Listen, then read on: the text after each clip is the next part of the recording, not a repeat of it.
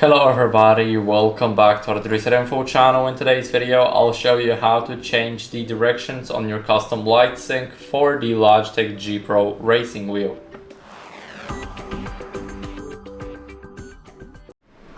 So here, as you guys can see, we need to open up the G HUB on our PC. Now let's hop over to the Pro right here, and here we will have the Lightsync.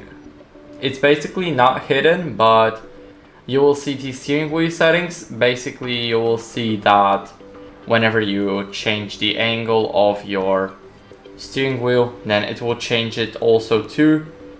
So now you need to click on the light right here.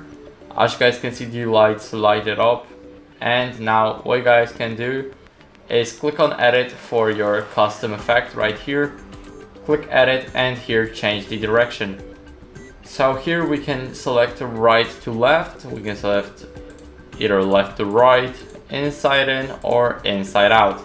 And here we can basically save those settings.